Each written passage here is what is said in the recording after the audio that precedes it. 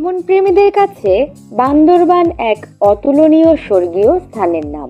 বাংলাদেশ যে কতটা সুন্দর তা বান্দরবানের ভ্রমণ প্লেসগুলো ঘুরলেই কিছুটা ধারণা পাওয়া যায়। বেঙ্গলি ট্রাভেলারের বান্দরবান ভ্রমণের এই পর্বে আমরা ঘুরে দেখব বান্দরবানের অন্যতম টুরিস্ট স্পট নীলগিরি। নীলগিরির সাথে ভারতের দার্জিলিং এর কিছুটা মিল রয়েছে, দুটোই মেঘের রাজ্য। সম্ভবত সে কারণেই নীলগিরিকে বাংলার দার্জিলিং বলা হয়ে থাকে। সমুদ্রপৃষ্ঠ থেকে নীলগিরির উচ্চতা প্রায় 2300 ফুট। আকাশ পরিষ্কার থাকলে নীলগিরি থেকে প্রায় 100 কিলোমিটার দূরে থাকা কক্সবাজার সমুদ্র সৈকতও স্পষ্ট দেখা যায়। এছাড়াও নীলগিরির চূড়া থেকে দেখা যায় বগা লেক, বাংলাদেশের পঞ্চম সর্বোচ্চ পাহাড় কেওক্রাডাং, চট্টগ্রাম সমুদ্র বন্দর ও সাঙ্গো নদী। নীলগিরি বান্দরবান জেলা শহর থেকে প্রায় 47 কিলোমিটার ভেতরে অবস্থিত। নীলগিরি যাওয়ার একমাত্র নির্ভরযোগ্য বাহন চাঁদের গাড়ি। চাঁদের গাড়ি ছাড়াও সিএনজিতে এবং বাইকে করেও নীলগিরি যাওয়া যায়।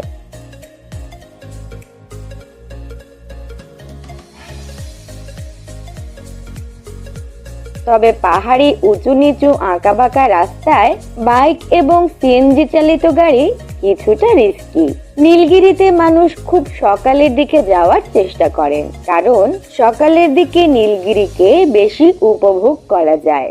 যেহেতু নীলগিরি সমুদ্রপৃষ্ঠ থেকে অনেক উপরে, তাই বেলা করে গেলে নীলগিরিতে সূর্যের তাপ গায়ে লাগে। তাই নীলগিরিতে ঘুরতে গেলে অবশ্যই খুব ভোরে রওনা করতে হবে। বান্দরবান শহর থেকে নীলগিরি যাওয়ার সময় এক ভয়ঙ্কর রোমাঞ্চ উপভোগ। বাংলাদেশের পার্বত্য জেলা বান্দরবান সদরের রাজারমাঠ থেকে 3 কিলোমিটার উত্তরে পৌর এলাকা বালাঘাটায় রাঙামাটি বান্দরবান সড়কের দুই ধারে শাকসবজি সহ রকমারি পণ্যের পসরা সাজিয়ে বসেছেন ক্ষুদ্র জাতিগোষ্ঠীর বিক্রেতারা।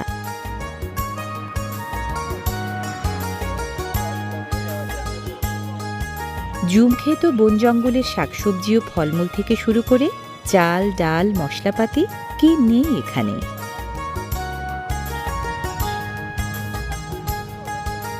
বেগুন সহ এখানকার বেশিরভাগ সবজি জুম চাষিরা জুম খেতে রাসায়নিক সার ও কীটনাশক ছাড়াই ফলান বলে আক্ষরিক অর্থেই ভেজাল মুক্ত এবং তরতাজা।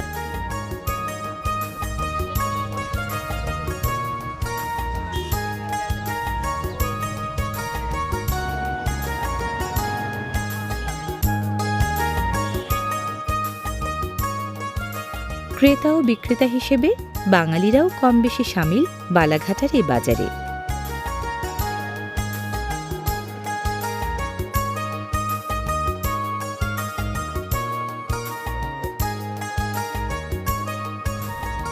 বিক্রেতা হিসেবে ক্ষুদ্র জাতিগোষ্ঠীর নারীরা এগিয়ে আছেন এখানে।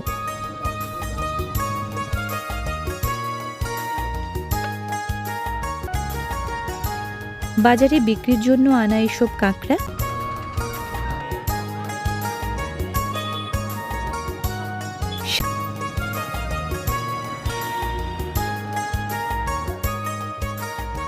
নির্দিষ্ট কোনো হাট বারে নয়,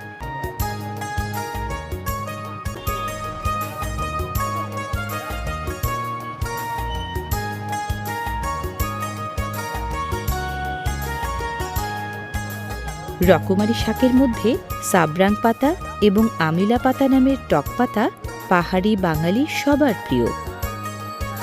এখন আপনাদেরকে নীলগিরির ভেতরটা ঘুরে দেখাবো। তার আগে বলে রাখি, নীলগিরিতে প্রবেশ করার জন্য নির্দিষ্ট প্রবেশ ফি দিতে হয়। জনপ্রতি প্রবেশ মূল্য 100 টাকা, আর গাড়ি পার্কিং এর জন্য প্রদান করতে হবে আরো 300 টাকা। তাহলে চলুন টিকিট নিয়ে নীলগিরি ঘুরে দেখি। তার আগে একটি কথা মনে করিয়ে দিতে চাই, বর্ষায় অতিবৃষ্টি হলে পাহাড় ধসের আশঙ্কা থাকে, তখন অনেক সময় নীলগিরি যাবার রাস্তা বন্ধ থাকে। এখন আপনাদেরকে নীলগিরির ভেতরটা ঘুরে দেখাবো।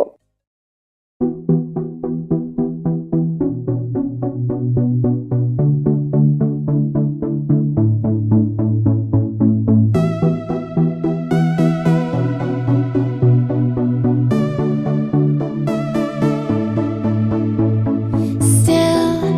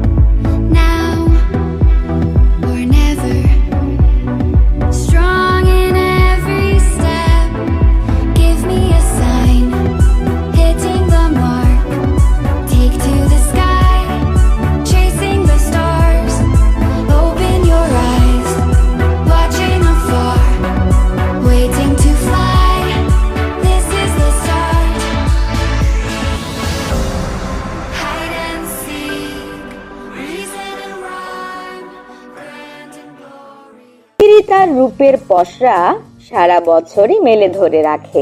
এক এক সময়ে এক এক রূপের আঁধার নীলগিরি। সকালে মেঘের ভেলার খেলা, সূর্যোদয়ের আলোর খেলা, বিকেলের সূর্যাস্ত কিংবা জ্যোৎস্না রাতের মায়াময় চারপাশ আপনাকে মুগ্ধ হতে বাধ্য করবেই। সাধারণত বর্ষা, শরৎ ও হেমন্তে মেঘের ভেলার লুকোচুরি খেলা প্রত্যক্ষ করা যায় সুন্দর করে। শরৎ আর হেমন্তের মেঘ আর নীল আকাশ মিলেমিশে একাকার হয়ে থাকে। শীতে কুয়াশার চাদরে মুড়ে থাকে চারপাশ। সে এক দেখার মতো দৃশ্য। তাই নীলগিরি যেতে পারবেন যে কোনো সময়ই।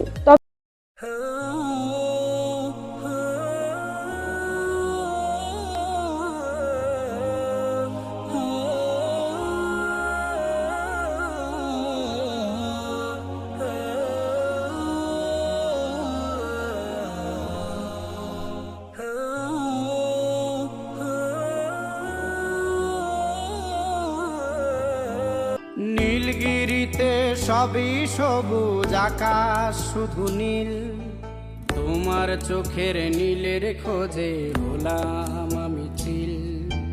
নীলগিরিতে সবই সবুজ আকাশ শুধু নীল, তোমার চোখের নীলের খোঁজে হলাম আমি চিল। নীলগিরি যাওয়ার সময় মাঝে বেশ কয়েকটি স্পট আছে যেখানে দাঁড়িয়ে প্রকৃতির এক স্বর্গীয় চিত্র উপভোগ করা যায়। সব সময় আমরা যে মেঘ উপর থেকে দেখে থাকি, বান্দরবানে এসে সেই মেঘকেই উপভোগ করা যায় মেঘের মধ্যে দাঁড়িয়ে। নীলগিরি বাংলাদেশের সীমান্তবর্তী এলাকা হওয়ায় বর্ডার গার্ড বাংলাদেশ এবং সেনাবাহিনী সর্বাক্ষণিক নিরাপত্তার কাজে নিয়োজিত থাকে। তাই নিরাপত্তা নিয়ে তেমন কোনো টেনশন করতে হয় না।